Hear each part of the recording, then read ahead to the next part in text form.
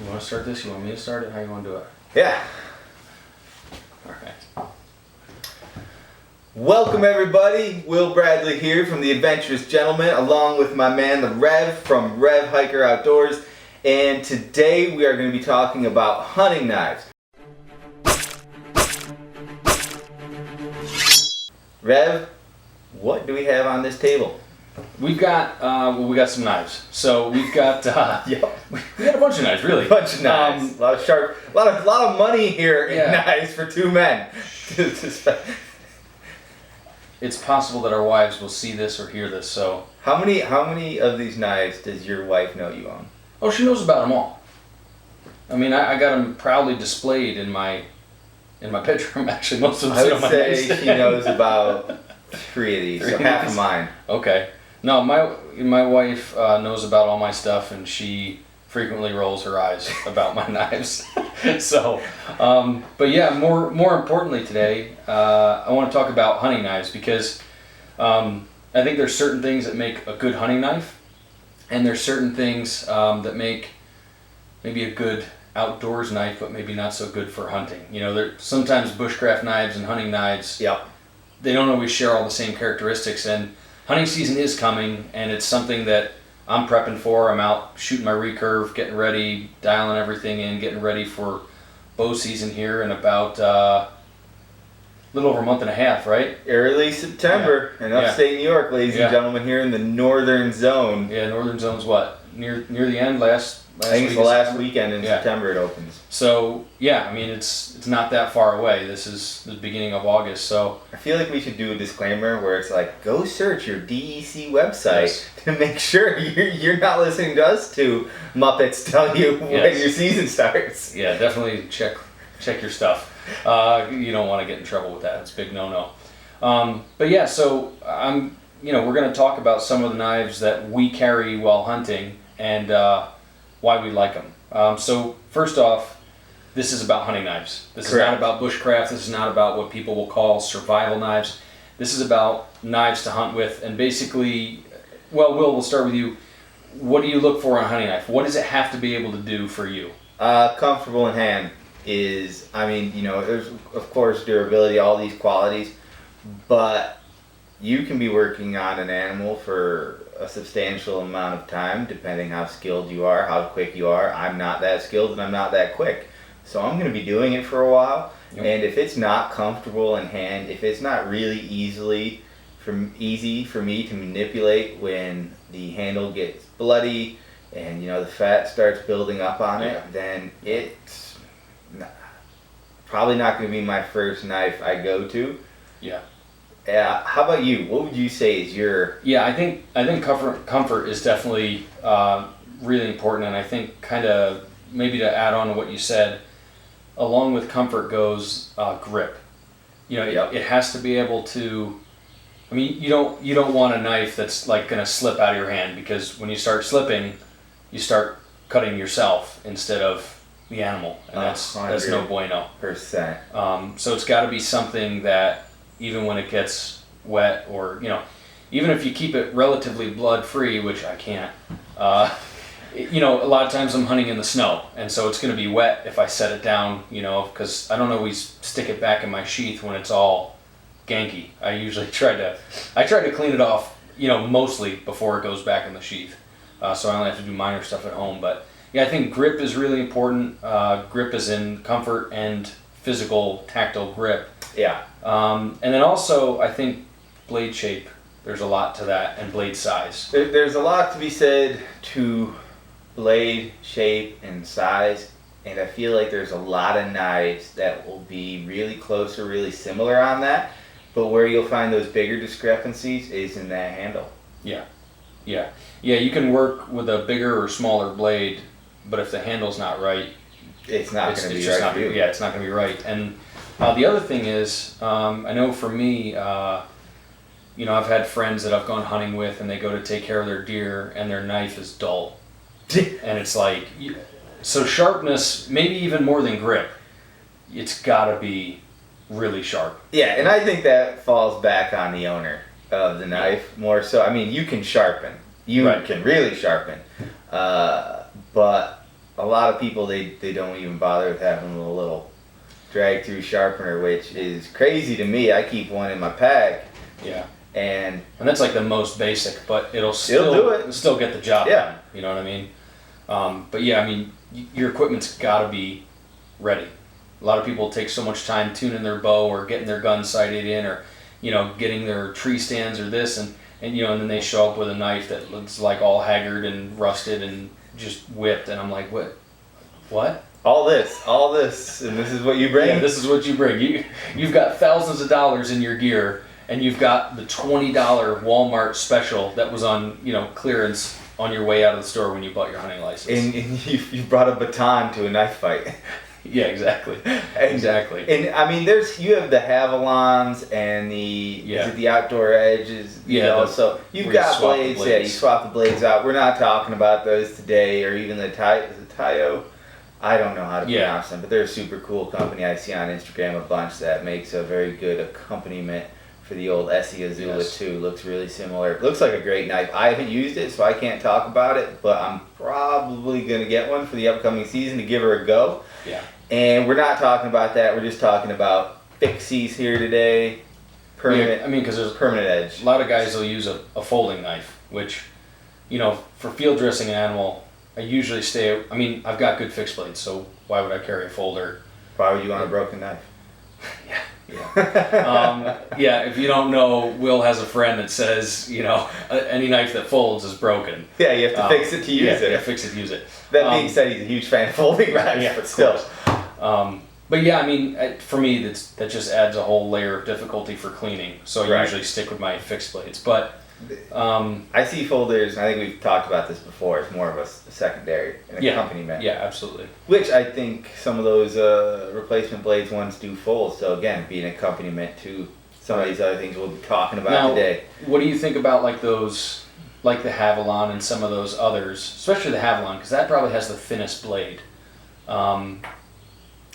Are you comfortable with that for field dressing? I haven't used it enough, honestly, to tell you if I'm comfortable, but I will say this, I am more prone to use something I don't have to throw away any parts. I like really solid, good stuff. I do, and that's kind of me. I think we live in a thing where a lot of things get thrown away, and I've actually taken a bunch of shirts recently to get rehemmed, jeans to get repaired. Yeah. Because I don't like throwing things away. I'd rather get something and keep it. Now that being said, this doesn't take away anything from those products. Right. And like I said, I'll probably get that one this year and give it a shot and see how I really do feel about it. And maybe there'll be a video this fall that says Will was super wrong. Yeah. But maybe not. So that's yet to be seen. But what we do have experience with is these knives here in front of you, and so that is what we are talking about today. Yeah. So why don't you do us the honor, Rev, and start us off. Let's go from least likely for you to use to most likely for you to use. Okay. So let's go here. So all right. First off, I don't like a huge knife when I'm hunting. They get in the way when you got to reach up in there and do the stuff. So for me, about 4 inches is pretty much perfect for a hunting knife. That's what she said. Well, hey, family channel. So for me, something like this. This is the Enzo Camper 125 or one. I can't remember. I think it's 125. This is a Scandinavian grind, which is not as good for field dressing. It's great for woodcraft, but for me, this is like a 5.5 inch blade. This gets in the way. It's too much. Now let's dig into that a little bit. Yeah. You could do everything you need to with a deer with that knife. No, you absolutely could. And some guys, who field dress by splitting the sternum, and I know some guys that carry an axe to field dress because they hack through, the pelvis and they do stuff like that. They haven't heard of a sawzall. Yeah. Well, I don't need to do it. I go the old school method by cutting around the old rear end there, and just pulling it out instead of having to split it. So you could absolutely do it with this, but for me, this is too much knife. It's comfortable, but the grip is a little bulky, and these smooth birch scales are not going to do it for me in the wet. Bloody and fatty. This is actually a great time to bring out this knife because I have a somewhat similar knife with the Hell And again, beautiful birch handle. It's a little Yeah. bit shorter blade, and I've used this a bunch Right. to actually gut and process deer, and I had the same kind of feeling where I probably won't use it that often, if Yeah. again, because of the handle and the Yeah. issues of it gunking up and getting really slippery and Yeah. tough to manipulate, and that's just not fun. Right. And that's, I mean, so for me, that's kind of an issue. I really love, I mean, these are gorgeous, and I love the They are figure. beautiful You know, I knives. love birch handles. I love the birch scales scales. on those. And the pins, and it's all looks awesome. And for like bushcraft, If I could only have It's one great. knife, I'd be on this. I would Yeah. over some that are way better for hunting. yeah. But for hunting, I'm pretty much going in there to hunt. You know what I mean? I'm not like, This isn't for survival. You're Right, not taking exactly. one knife, Yeah. only one knife Right. to rule them all. so for me, the Enzo, would it work? Yeah. A little too much length, and the scales are not optimal for me. You know, probably, I don't know. I've taken this is the Benchmade Bushcrafter, and this is just, I mean, it's beefy as heck. It's really thick tang and pretty much indestructible. This is G10 scales. It's got more of a guard and in the front and the back, so it kind of locks in a little better. And that is nice. Yeah, and that is nice, but G10 the way this G10 is milled, it can still get a little slick. But this is not quite as long, so it's better that way, but it's thicker blade. Totally could do everything with this knife, and I've actually taken it hunting with me. I didn't shoot a deer that day, but it came with me, so I was You went willing for the ride. Yeah, it went along for the ride. Took some cool pictures out in the woods. You know, That's good. but I never got the job done with this, so I can't say that I've used this, you know, specifically on deer. So I don't know exactly how it would work, but there are better options for me. Great knife, and I love it for bushcrafting, but not my first choice for hunting. Another knife, very similar story, but again, a little shorter blade, maybe even a little bit easier to manipulate. And this I am going to be taking out here this year to give it a go and see how it stacks up against its little sister. And that is the SE3 by SE. And we've got the SE Azula 2, and I've also got the SE Azula 1. Pulling out a lot of knives here, but that is because to show you guys the difference in the size. This is a knife right here, this is Azula 2. You see accompany a lot of guys who do a lot of mountain hunting. And the reason is for weight, but also this is going to get it done. If you accompany this, or at least from what I've seen with those other knives that are a little more surgical, like we were talking about earlier, you've got a heck of a kit that you're going to do a lot of work with. Right.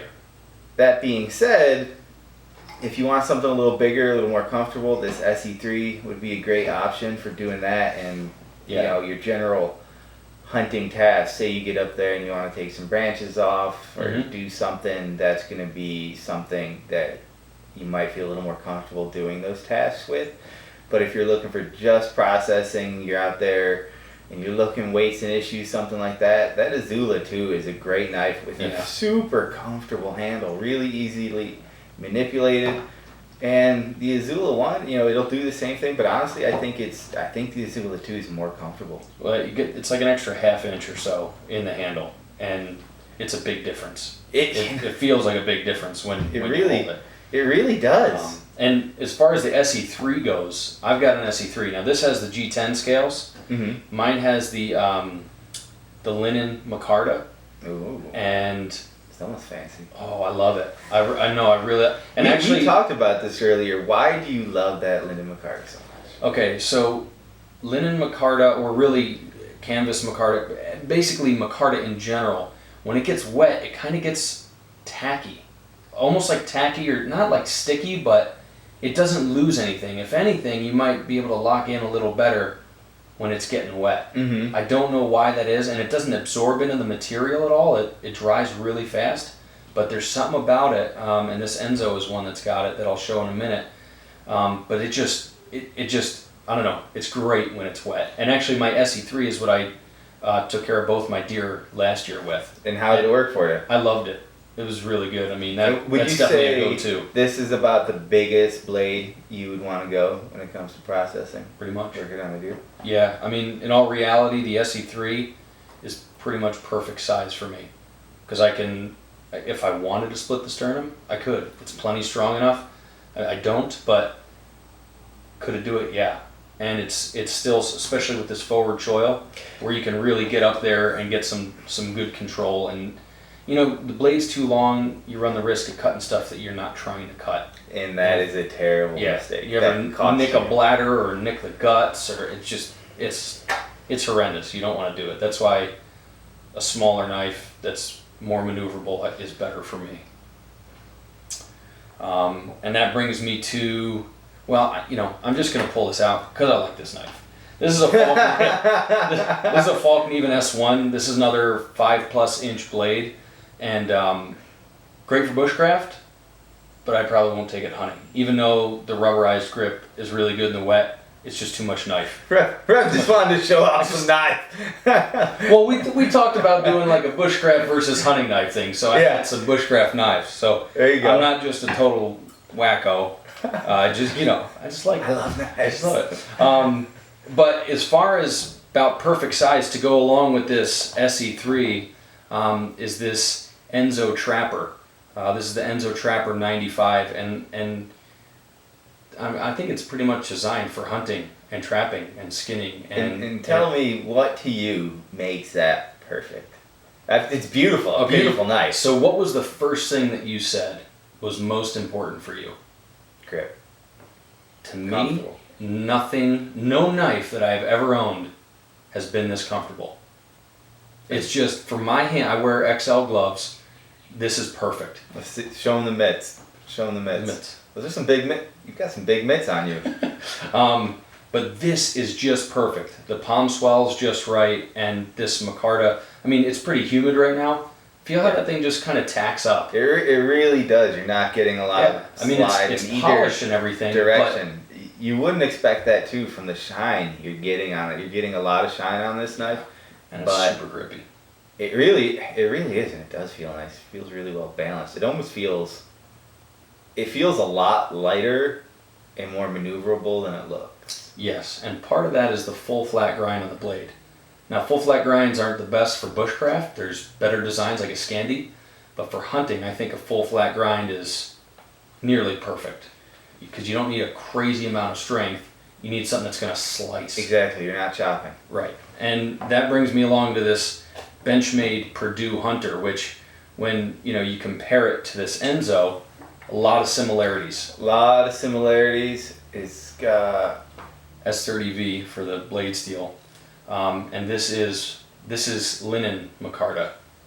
Okay, not quite as tacky as the canvas micarta, but it's still there. And this, the Purdue Hunter has the jimping right where you want it, and you can actually remove these scales quite easily and do customs if you wanted, or just go without it. I don't know if you need to. I think these are really nice scales. Yeah, they're really nice. And again, that's like I think it's a little more than 3.5 inch blade. And for me, that's pretty much right, like in the sweet spot of where you want. You can see the cutting surface on these is, the Enzo's got maybe a 1/4 inch more. But these are just, for me, these three right here, between the SE3 and like one of these, if you brought one of those, I don't think you'd ever need more than that. I think we're gonna have to do a video this fall. Yeah, we're gonna have to I think we'll do this will be the shootout. Yeah. Tell you, I think you could take care of any game animal in North America with that. With all four? I would hope so. No, I mean with any one of them. Yeah. This might be a little light for some of the bigger game, but to be honest, I really only take care of whitetail. I'd like to get out and get some elk or a moose at some point, but for whitetail will be the test subject. I'm gonna tell you that right now. Most likely a doe. Yeah. As you saw, there was some running. Yeah, just a minute ago earlier. But so it's funny because you actually mentioned what can take care of just about any sharp blade can take care of a animal, and that brings us to this bad boy right here. My $5 Bowie knife I purchased at Hinge Hardware back in the day. And I don't know if we brought it out since we talked about this, but as you can see, the Rev put a edge on that second to none. This thing is hair popping sharp. And you know what? It's going to have a nice... I've never gutted a deer with this, but my prediction is I'm going to be able to get it done this fall, and I'm going to use this one time and see how it works. Because it'll get it done. See here, you got this nice custom curves for grip in the wood. I believe this is walnut, if I had to guess. I'm not sure. You think that's walnut? I don't know. I think that's a little high end. It's teak. It's teak. It must be. You know, teak's not cheap either, It's though. mahogany. Mahogany, yes. Smells rich mahogany. It's a very expensive knife. It's got 2 pins here, which I'm pretty sure are made out of rare metals, rare earth metals. That'll give you extra grip strength when you're processing I'm the sure deer. it is. It's stainless and from China. And the Chinese have been known for years for their cutting tools. Yeah. Also,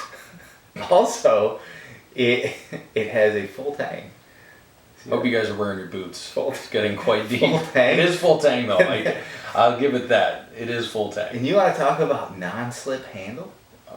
Look at this. Look at this. How are you going to slip past that? Yeah. You'd have to have the hands of a monster to It's slip like a past this. tactical guard. It's tactical guard. It's got a tactical guard. It's got a nice saber grind. Oh my I'm gosh. just making things up.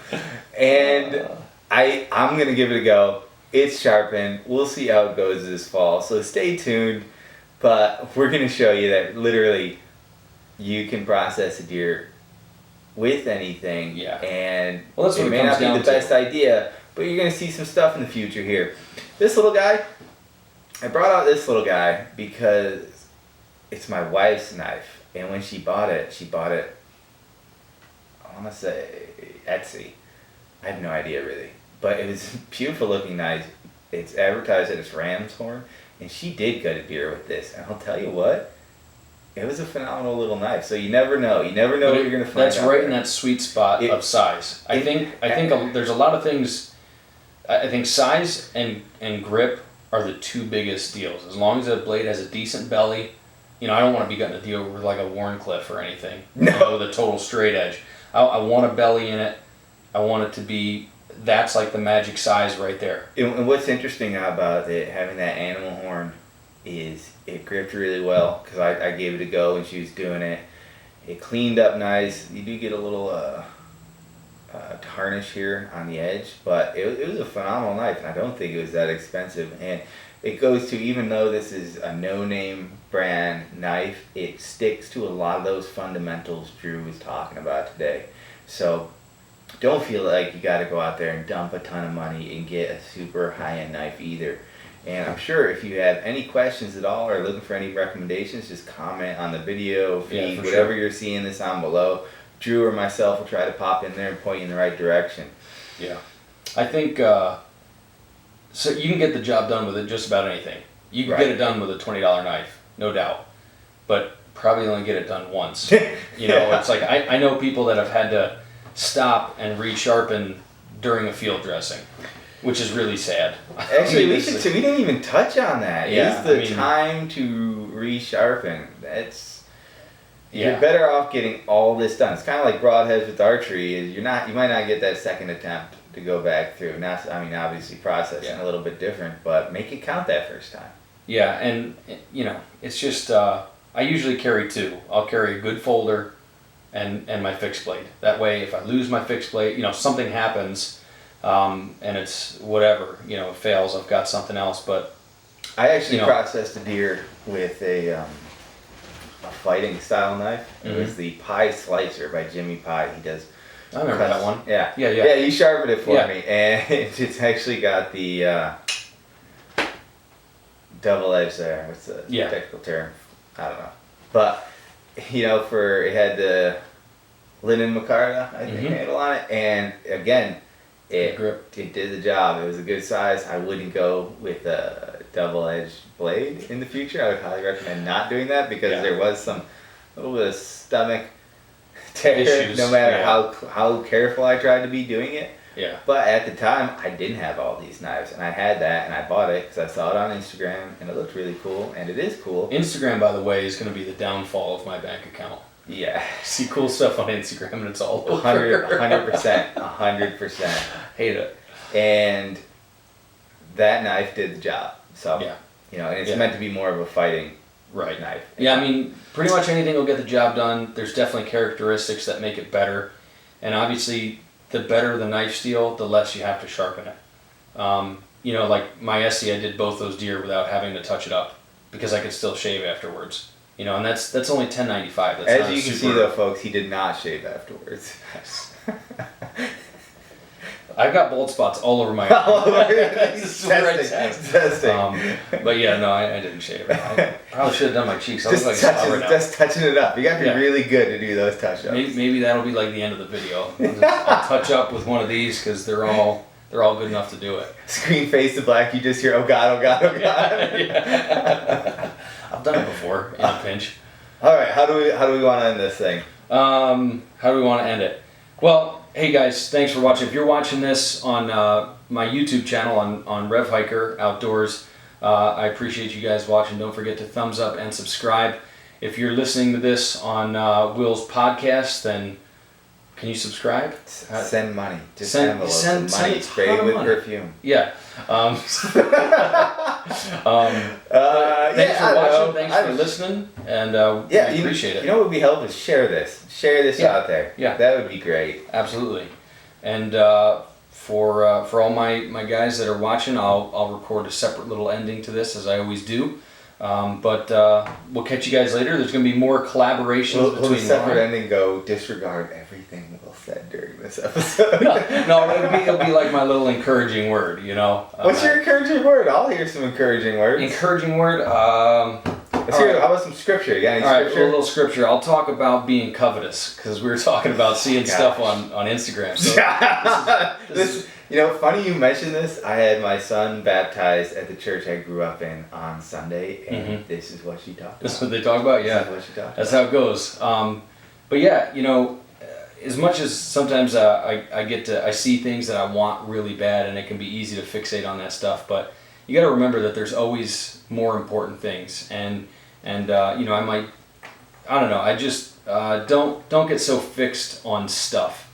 If you can, you know, like we said a couple times, you can get it done with just about anything. So don't freak out if you don't have a top of the line knife. There's plenty of people that used to get the job done with rocks before. You know what I mean? So sharp rocks. Yeah. So don't be covetous. You know, Bible talks tons of places. When you get focused on stuff, you miss the things that really matter. You miss relationships with people and the experience of hunting. And so I try not to get hung up on gear. I do enjoy it. But if you get hung up on it, you miss the blessings that God has for you and the relationships and the time spent in creation. So with that, thanks for watching, guys. Will, any closing words? No, that was beautiful. I don't want to mess this up. Bye. All right. See you guys later. I'm going to run out of here.